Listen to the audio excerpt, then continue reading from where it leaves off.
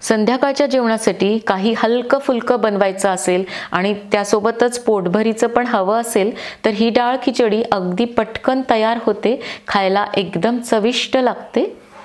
नमस्कार, वैशालीस रेसिपीमध्ये आज आपण अगदी हॉटेलमध्ये मिळते किंवा लग्न समारंभात केली जाते तशी डाळ खिचडी बनवतोय। तर लगेच सुरुवात करूया। डाळ खिचडी करण्यासाठी इथे मी 1 कप तांदूळाचा शिजवलेला भात घेतला आहे। तर 1 कप बासमती तांदूळ घेऊन मी थोडासा मोकळाच भात शिजवून घेतलाय। तर मी इथे बासमती तांदूळ घेतले होते, पण तुम्ही कुठलाही तांदूळ घेऊ शकता। आणि 1 कप डाळीचं वरण घेतलं आहे। तर यासाठी मी पाऊण कप तुरीची डाळ घेतली आणि पाव कप मुगाची डाळ घेतली होती। तुम्ही पूर्ण तुरीची डाळ किंवा पूर्ण मुगाची डाळ घेतली तरी चालेल। कढईमध्ये तेल घालायचंय, नंतर अर्धा चमचा मोहरी घातली। मोहरी छान तडतडायला सुरुवात झाली की 1 चमचा जिरे घालूया। जिरे पण आता छान फुललेत, तर 8 ते 10 कढीपत्त्याची पानं घालूया आणि 2 ते 3 हिरव्या मिरच्या घेऊन अगदी बारीक कट करून घेतल्या होत्या। तर हे दोन्ही आता थोडंसं परतून घ्यायचंय। 1 मोठा कांदा घेऊन मी त्याला बारीक चिरून घेतलं होतं। तर हा कांदा पण आता आपण गुलाबी रंगावर परतून घेऊया।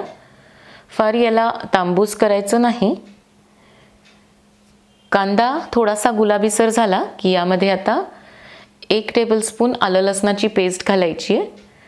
तर 8 ते 10 लसणाच्या पाकळ्या आणि अर्धा इंच आलं घेऊन मी त्याला बारीक खलबत्त्यात कुटून घेतलं होतं।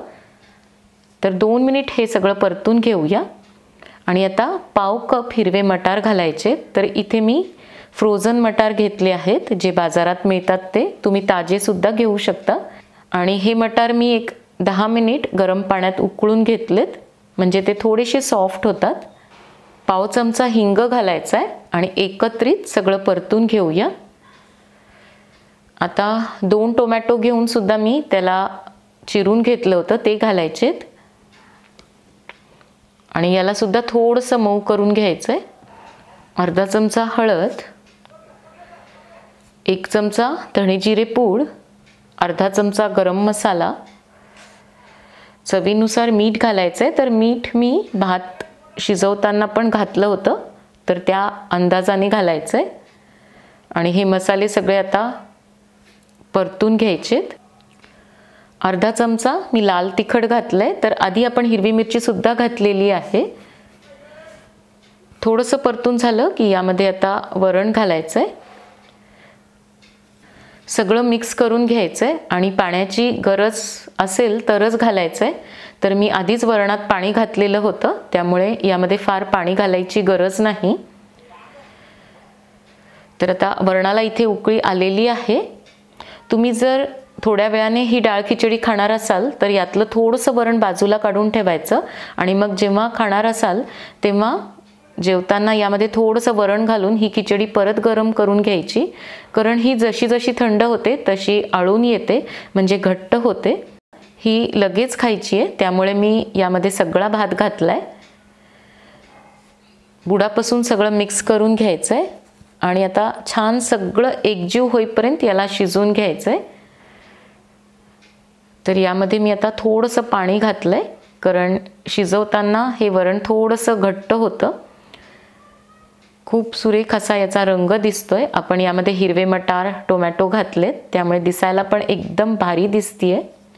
खायला पण खूप छान लागते।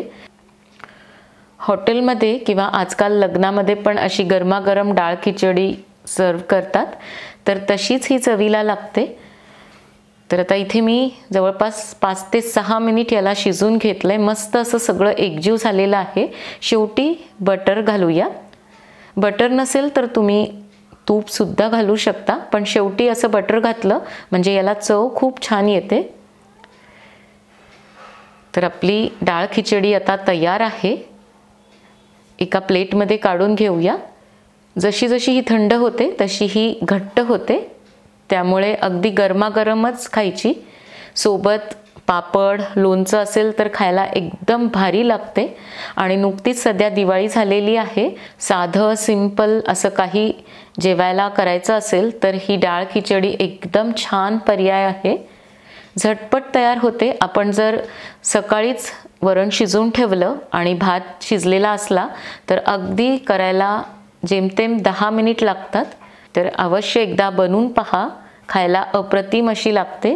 व्हिडिओ आवडला तर लाईक करायला अजिबात विसरू नका. पुन्हा भेटूयात एका नवीन रेसिपीसोबत. तोपर्यंत मस्त खा आणि मस्त रहा.